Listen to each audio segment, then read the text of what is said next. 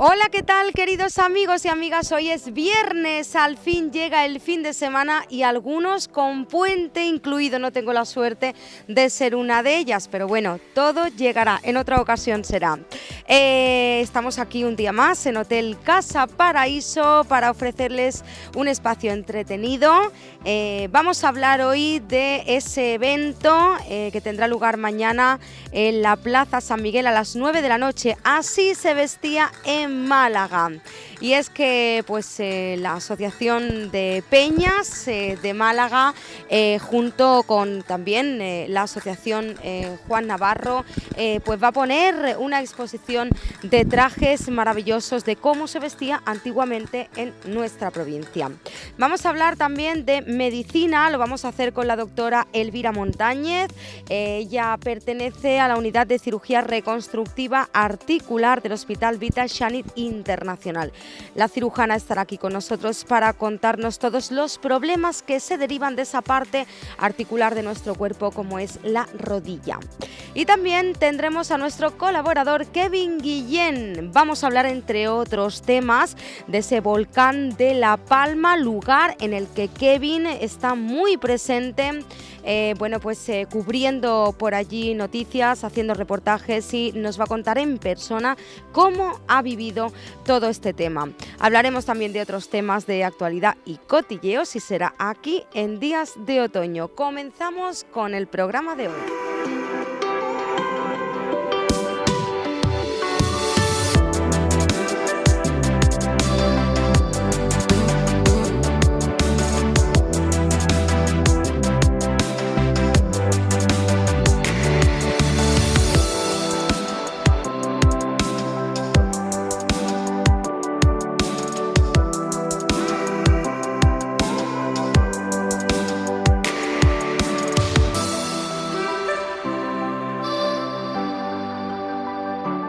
Y tenemos ya con nosotros a la primera invitada de este Días de Otoño aquí en el Hotel Casa Paraíso. Les presento a la doctora Elvira Montañez. Ella es especialista en el tratamiento de patología de rodilla y una de las personas que lidera la unidad de cirugía reconstructiva articular del Hospital Vitas Shanit Internacional. ¿Qué tal, doctora? Bienvenida. Muchas gracias. ¿Cómo estamos? Póngase el micro así, que si no tiene cosas muy interesantes que contarnos y si no, no la escuchamos. Muchas gracias, muchas gracias. ¿Todo bien? Todo perfecto. ¿Cuánto en un tiempo espacio lleva como en este Chanit precioso? Pues llevo desde marzo. Ajá. Pedí excedencia voluntaria en la sanidad pública, a la que he pertenecido 39 años y a la que prácticamente pues le debo toda mi carrera profesional. Pero después de 39 años pues me apetecía hacer otro tipo de medicina y no estar tan ligada a la gestión y bueno, Shanit, Vitas Shanit me abrió las puertas y yo encantada de colaborar.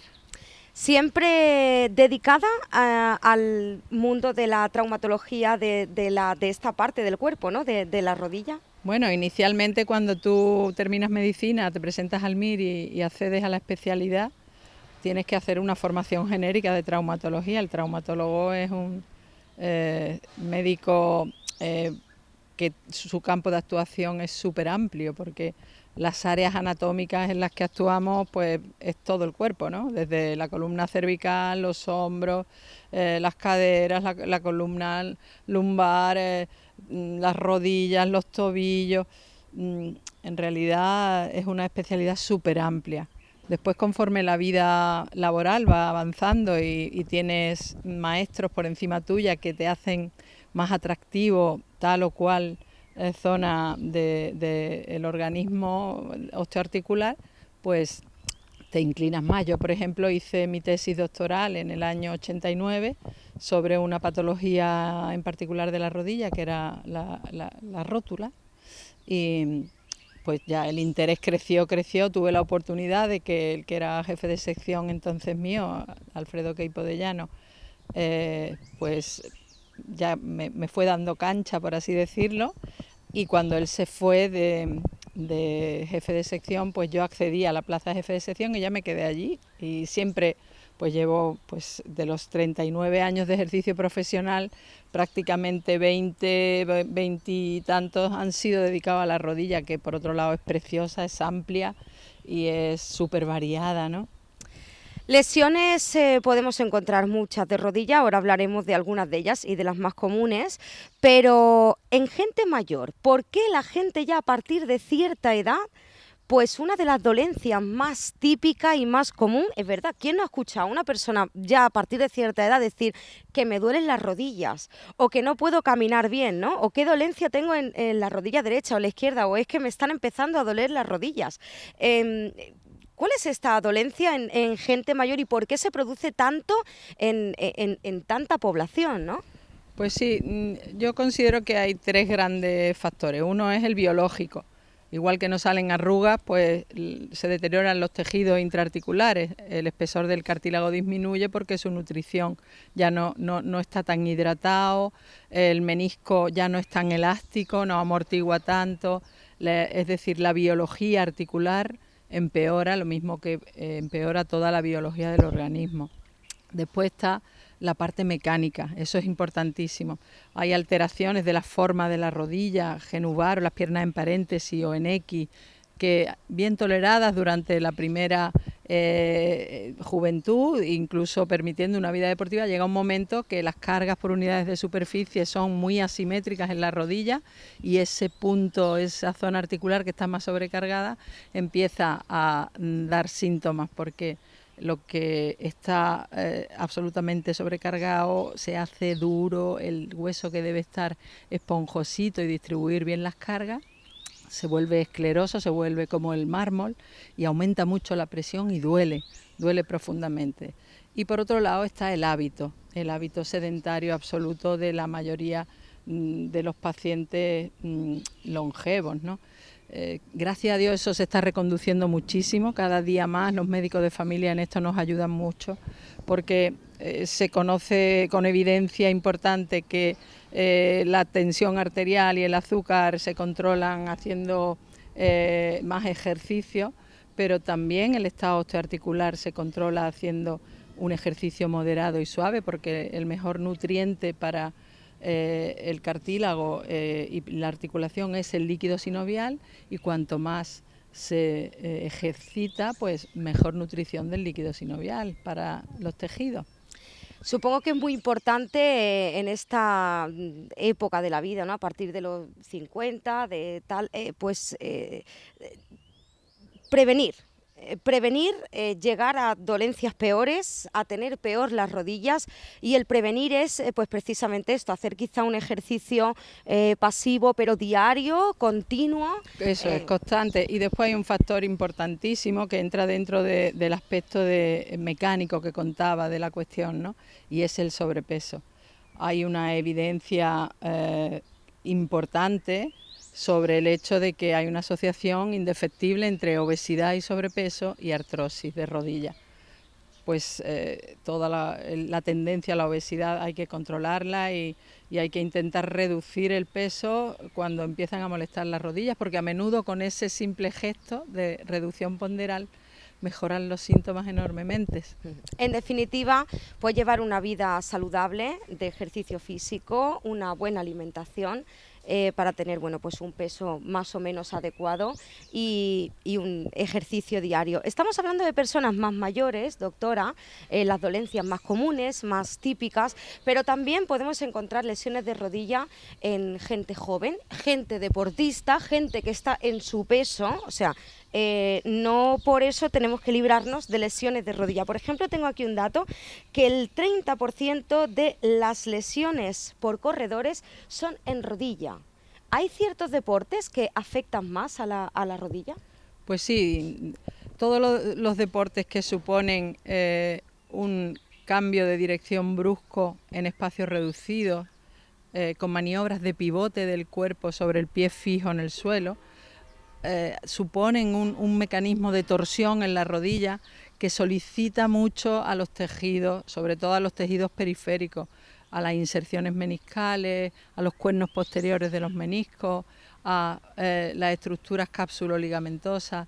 Desde luego el impacto, el salto también, pero son sobre todo las lesiones con torsiones, más si esas torsiones van con impactos laterales añadidos, como por ejemplo el fútbol o por ejemplo una entrada en baloncesto.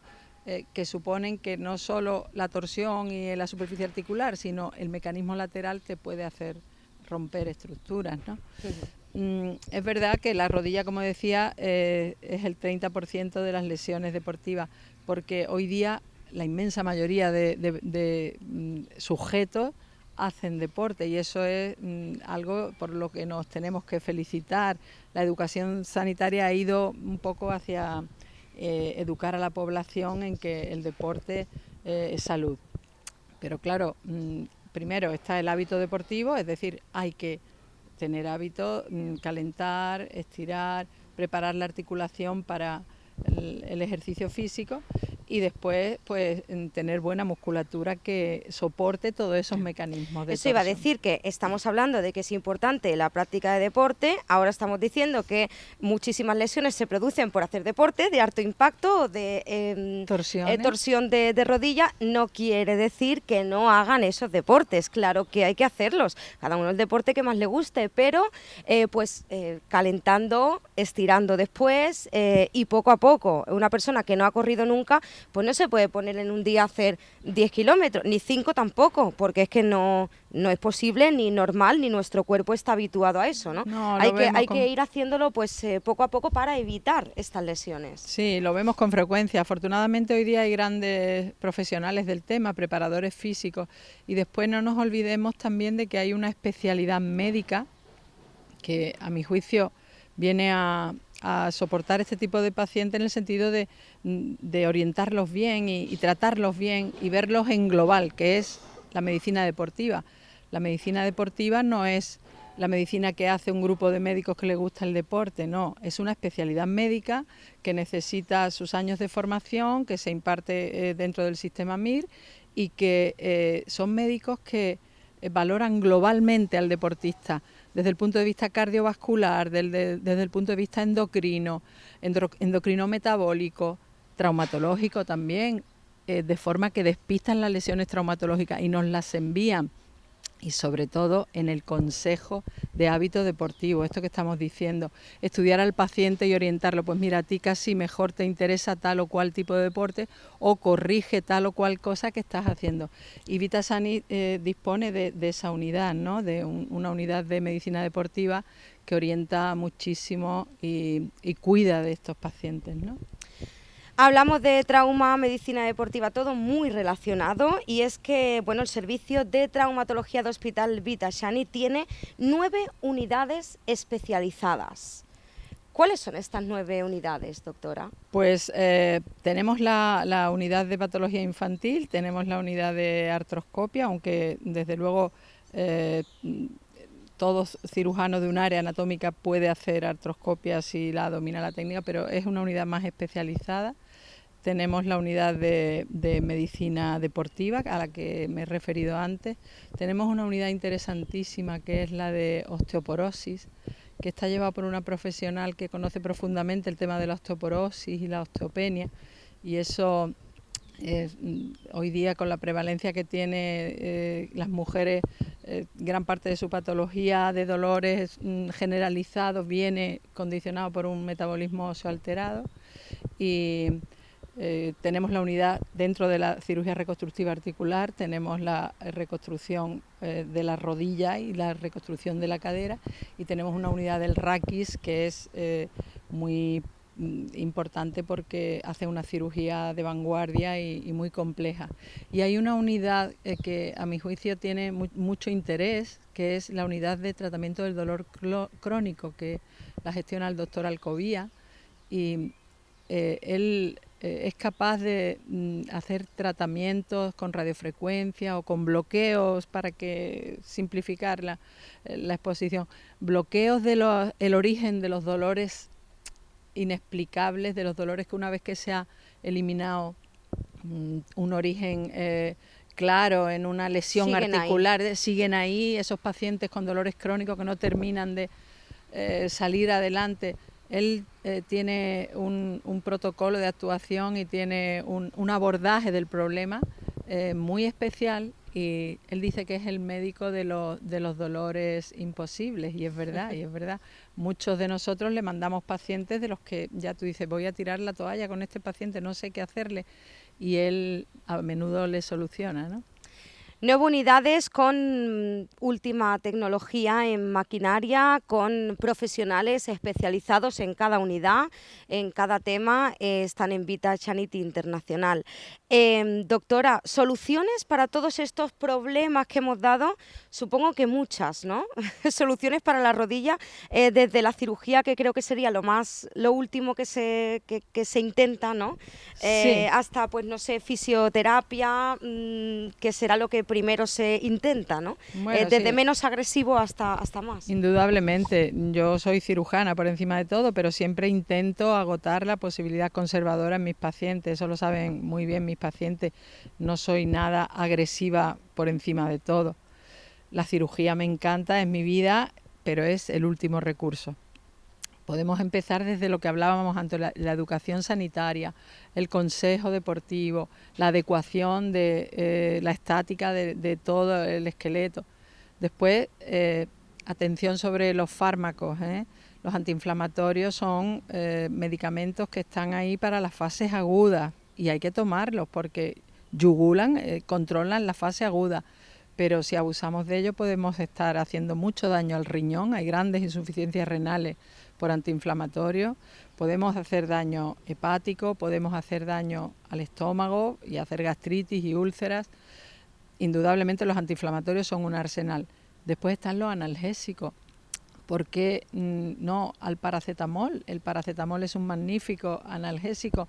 A menudo los pacientes creen que como es muy común, pues no es bueno. Es buenísimo. Hay que tirar del escalón analgésico que se requiera en cada momento. Y a menudo con un paracetamol se te va a quitar en la fase aguda. No hace falta recurrir a más escalón.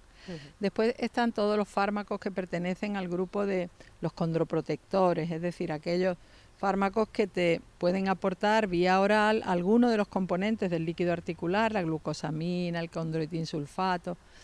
Bueno, lo único que hay demostrado con evidencia que es que el paciente que toma este tipo de fármacos necesita menos antiinflamatorios, menos fármacos para control del dolor. Pero de ahí a decir que con ellos se regenera algo, hoy por hoy no hay nada que regenere en sí el cartílago. Milagros a Lourdes. No lo hay. Después están, siguiendo en escalones de complejidad, aquellos productos biológicos llamados como el plasma rico en plaquetas, que hay mucha confusión en eso, mucha confusión. Para mí el tema del cartílago es algo muy central dentro de mi actividad profesional porque el clínico ha sido y sigue siendo el único centro autorizado para hacer terapia celular, el implante de condrocitos autólogos, que es la única terapia que está consolidada como terapia biológica de coger células y ponerlas.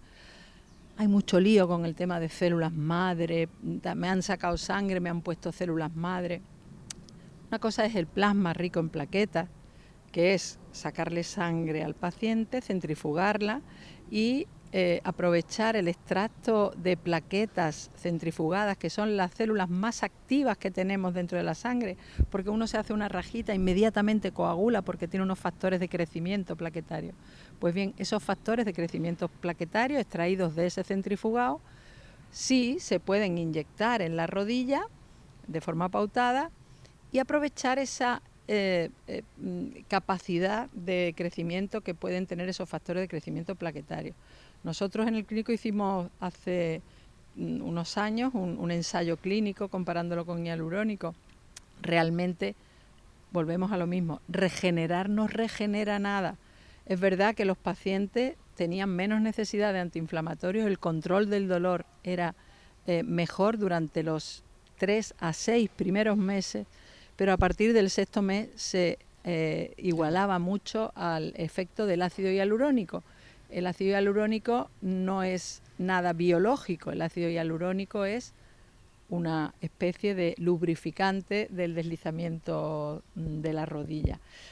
Por tanto, dentro de los tratamientos más complejos, el ácido hialurónico como para viscosuplementar, es decir, yo le digo a los pacientes, es la arcusilla de la máquina de coser, le echamos los engranajes y funciona mejor, que proporciona mejoría en la mayoría de los pacientes, otros pues la verdad te dicen a mí regular. Depende. Y después el plasma rico en plaquetas, que ya le digo, no son células madre, es los factores de crecimiento plaquetario que se aprovechan. Con respecto a lo último, esto que se puede oír, falsas expectativas en los pacientes, células madre, el uso de células madre fuera de un ensayo clínico no está permitido por la Agencia Española del Medicamento. Entonces, cuando oferten tratamientos con células madre, atención, primero vamos a enterarnos a ver si es PRP lo que nos están poniendo. Claro. Y después células madre sacadas, proliferadas y puestas en otro sitio que no es la médula ósea, eso está expresamente prohibido por la Agencia Española del Medicamento. Mucho cuidado. Ahora mucho va a haber cuidado. precisamente también en el clínico, estaba a punto de empezar, un ensayo clínico con células madre multicéntrico a nivel nacional, con el Instituto de Salud Carlos III detrás, que yo he dejado con mucha pena porque yo era la investigadora principal ahí, pero claro, al cambiarme de sistema sanitario ya no puedo serlo.